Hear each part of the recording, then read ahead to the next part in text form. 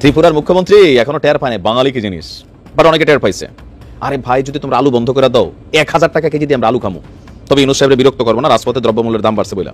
পেঁয়াজ 500 টাকা কেজি করে খামো, কাঁচামরিচ প্রয়োজন আমরা 2000 টাকা কেজি খামো, পাকিস্তান থেকে আমরা প্রয়োজনে কন্টেনার ভৈরা ভৈরা আনবো, প্রয়োজনে মিশর থেকে আনবো, প্রয়োজনে মিয়ানমার থেকে আনবো, প্রয়োজনে আমরা উত্তর কোরিয়ার মতন নিজেরা হাল চাষে নেমে যাবো।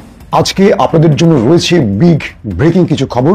এবার বড় ফ্রেমে যুদ্ধ শুরু হয়েছে, ওপারের এবং এপারের যুদ্ধের নতুন ফ্রন্ট খুলে গেল।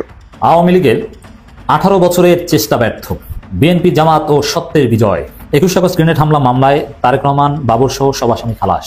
আমরা কিন্তু বলছি না তাদের 7 সিস্টার খেয়ে ফেলবো বা নিয়ে নেব, আমরা শুধু 7 সিস্টারটাকে ফাটিয়ে দেব, আলাদা করে দেব। আর তোমাদেরকে ফাটানোর জন্য আমাদের ব্রাহ্মণবাড়িয়ার ওই সমস্ত লোকেরা প্রস্তুত আছে। লুৎফুজ্জামান বাবরের বেকসুর খালাস পাওয়ায় আবারও রাতের ঘুম উড়ে গেল মোদী সরকারের, এমন কথাই বলছেন নেটিজেনরা। ভারত সরকারের অভিযোগ, তিনি 7 সিস্টারসে বিদ্রোহী দল বানিয়ে ভারতকে অস্থিতিশীল করে তুলতে চেয়েছিলেন। এতে তাদের 7 সিস্টার্স একটা নিরাপত্তা হুমকির মধ্যে পড়েছে, কারণ ভারতের উত্তর পূর্বাঞ্চলীয় 7 সিস্টার্স বাংলাদেশ সীমান্তের খুব কাছাকাছি। আমাদের সোলজার কম, তাই না? এটা আমাদের প্রতিবেশীদের ভাবে, কিন্তু আমি তাদেরকে ভাবতে বলবো যে আপনারা 71 সালের মুক্তিযুদ্ধ দেখেন, বিনা ট্রেনিংয়ে কিন্তু আমরা যুদ্ধ করেছি। আপনারা এই 24 সালের হাসিনার পতন দেখেন, বিনা অস্ত্রে আমাদের সন্তানেরা আমরা যুদ্ধ করেছি। বাংলাদেশের 20 কোটি লোক কিন্তু সোলজার, এই কথা আপনাদের মনে রাখতে হবে। আসসালামু আলাইকুম দর্শক, আজকে এই ভিডিওতে আপনাকে স্বাগতম। প্রিয় দর্শক, বর্তমানে বাংলাদেশের অবস্থা এবং রাজনৈতিক শৃঙ্খলা কি, তারই আলোকে আপনাদের সামনে বেশ কিছু গুরুত্বপূর্ণ ভিডিও নিয়ে হাজির হয়েছি। সেই ভিডিওগুলো দেখলে আপনারা রীতিমতো অবাক হয়ে যাবেন। প্রিয় দর্শক, তাই আমি আর দেরি না করে চলে যাব মূল ভিডিওতে যাওয়ার আগে যারা আমার চ্যানেলটি সাবস্ক্রাইব করে তাদেরকে অসংখ্য ধন্যবাদ। আর যারা এখন আমার চ্যানেলটি সাবস্ক্রাইব করে তারা সাবস্ক্রাইব করে ফেলুন এরকম ধরনের সকল আপডেট সবার আগে পেতে। ত্রিপুরার মুখ্যমন্ত্রী এখনো টের পায়নি বাঙালি কি জিনিস, বাট অনেকে টের পাইছে। আরে ভাই, যদি তোমরা আলু বন্ধ করে দাও, 1000 টাকা কেজি দিয়ে আমরা আলু খামো, তবে ইউনূস সাহেবের বিরক্ত করবো না, রাজপথে দ্রব্যমূল্যের দাম বাড়ছে বলে। পেঁয়াজ 500 টাকা কেজি করে খামো, কাঁচামরিচ প্রয়োজন আমরা 2000 টাকা কেজি খামো, পাকিস্তান থেকে আমরা প্রয়োজনে কন্টেনার ভৈরা ভৈরা আনবো, প্রয়োজনে মিশর থেকে আনবো, প্রয়োজনে মিয়ানমার থেকে আনবো, প্রয়োজনে আমরা উত্তর কোরিয়ার মতন নিজেরা হাল চাষে নেমে যাবো। তবে এই মেন্টালিটি কিন্তু থাকতে হবে, কারণ আমরা যে পাঙ্গা নিতে যাচ্ছি, রেজাল্টটা কিন্তু এরকমই হবে। তবে বাঙালি বড় আপোষহীন, কিন্তু গরিব মানুষের উপর একটু দুঃখ দুর্দশা আসলে তৈরি হবে।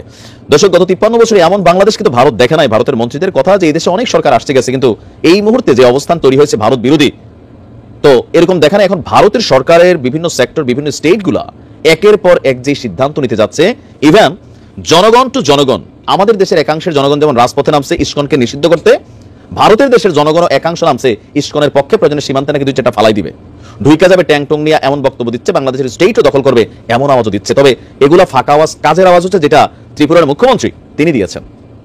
অলরেডি পশ্চিমবঙ্গ কলকাতা থেকে একটা আওয়াজ আসছে, এবার আপনার ত্রিপুরা থেকে, ত্রিপুরার যিনি মুখ্যমন্ত্রী বলে তো বাংলাদেশে যেমন প্রধানমন্ত্রী, ভারত তো স্টেট ভিত্তিক রাজ্য, তো সেখানে একজন মুখ্যমন্ত্রী থাকে যিনি ওই স্টেটের জন্য প্রধানমন্ত্রীর দায়িত্ব পালন করেন। বাংলাদেশের সাথে বাণিজ্যিক সম্পর্ক স্থগিত করার কথা ভাবছে ভারতের উত্তর পূর্বাঞ্চলীয় রাজ্য ত্রিপুরা, নামটা মনে আছে তো? কিন্তু বিজেপি সরকার যখন থেকে ক্ষমতায় আছে, তো তখন থেকে সেখানে ধর্মনিরপেক্ষতা উঠে গেছে। সেখানে শুধুমাত্র হিন্দু বেসিস যে কর্মকাণ্ডগুলো, সেগুলো একের পর এক ঘটছে। আপনারা দেখেন যে বিভিন্ন জায়গায় স্টেটের নাম বদল, তারপর হচ্ছে আজমির শরীফের নিচে নাকি মন্দির আছে দাবি করে ভারতের কোর্ট সেটাকে তদন্ত করার জন্য অনুমতি দিয়ে দিচ্ছে। তাহলে আপনি ভাবেন যে এখন কোথায় চলছে। তো স্বাভাবিকভাবে তারাও ভোটের রাজনীতি করে, আর যেহেতু বাংলাদেশে এখন এটা একটা ইস্যু, তারাও কিন্তু ওই সুরে কথা বলছে যে ইস্যুর ওই দেশের জনগণ শুনতে চায়। এখন ত্রিপুরা কি বলছে যে বাংলাদেশে এই মুহূর্তে হিন্দুদের সাথে যা হচ্ছে, এর প্রতিক্রিয়া হিসাবে বাংলাদেশের সাথে বাণিজ্য সম্পর্ক স্থগিত করার বিবেচনা করছে ত্রিপুরা। আর এর পাশাপাশি তিনি বলছেন যে আমরা এই বিষয়ে এখন পর্যন্ত ফাইনাল সিদ্ধান্ত গ্রহণ করিনি, তবে পরিস্থিতি স্বাভাবিক না হলে যে কোনো কিছুই ঘটতে পারে। বাংলাদেশে হিন্দুদের নিশানা করে হামলা শেষের কোনো লক্ষণ নাকি দেখা যাচ্ছে না। শেখ হাসিনার আওয়ামী লীগ সরকার পতনের পর থেকেই ধর্মীয় সংখ্যালঘুরা বাঁচার জন্য লড়াই করছেন। চিন্তা করছেন, ভারতের মানুষ কিন্তু বিশ্বাস করতেছে। আমরা যতই বোঝানোর চেষ্টা করতেছি, আমাদের দেশের অনেক হিন্দু ভাইরা তারাও কিন্তু লাইভে বলছেন, টেলিভিশনে বলছেন, তাদেরকে কিন্তু দালাল ডাকে, যে এগুলো দালাল, এগুলো টাকা দিয়ে কিনে ফেলছে ইউনূস সরকার বা মোল্লারা, এরকম শব্দ কিন্তু তারা ব্যবহার করছে। ভারত বাংলাদেশ সীমান্তে অতিরিক্ত নিরাপত্তা ব্যবস্থাও গ্রহণ করা হয়েছে। তিনি বলেন, বাংলাদেশের সাবেক প্রধানমন্ত্রী দেশ ছাড়ার দিনেই আমরা নিরাপত্তা জোরদার করেছি।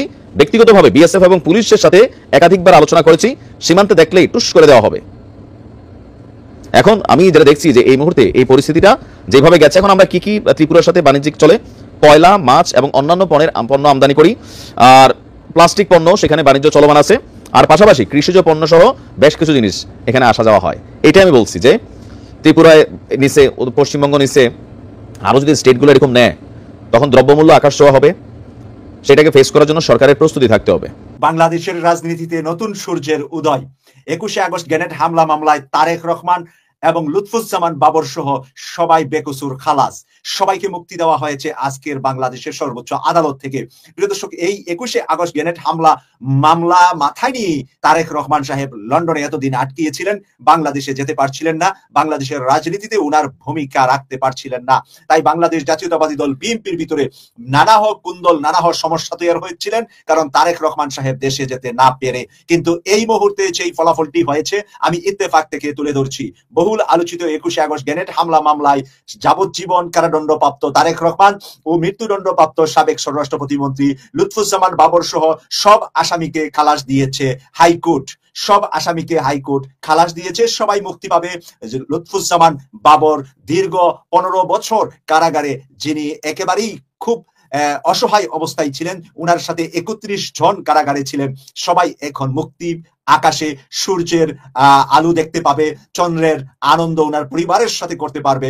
আমরা সেই খুশিতেই ব্রেকিং নিউজটা নিয়ে আসছি আপনাদের সামনে।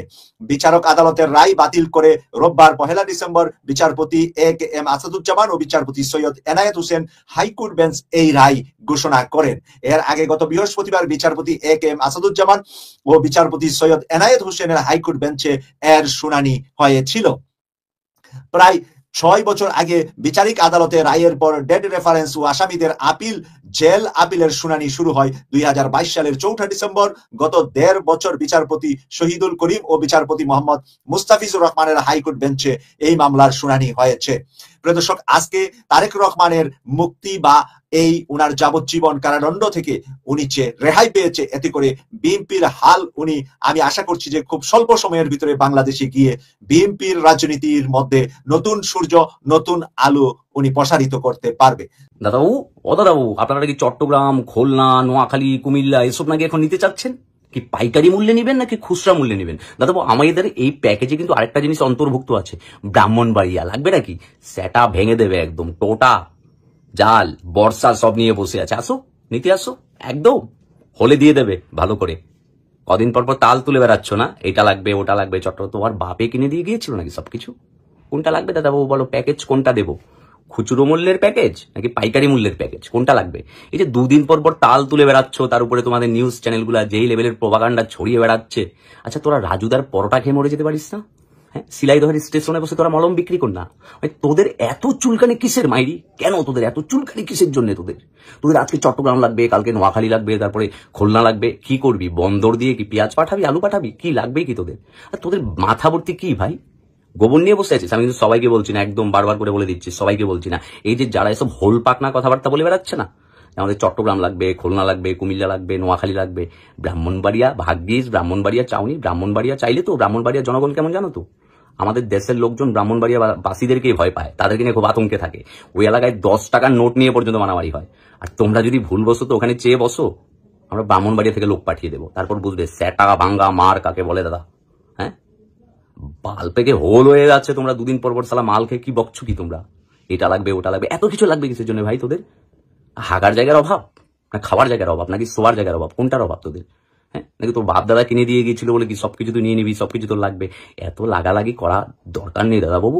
কাজ করো, রাজুদার 3টে পরোটা, আনলিমিটেড তরকারি, কিছু পেঁয়াজ কুচি, একটা কাঁচা লঙ্কা আর সিদ্ধ ডিম পাছায় গুজে আস্তে করে শুয়ে থাকো, কেমন? শুভরাত্রি। আর বেশি দর্শক, আমি আশা করছি আপনারা সকলেই আলোচনাগুলো শুনেছেন এবং এই আলোচনাগুলো নিয়ে যদি আপনাদের কোনো মন্তব্য থেকে থাকে অবশ্যই কমেন্ট বক্সে জানাবেন।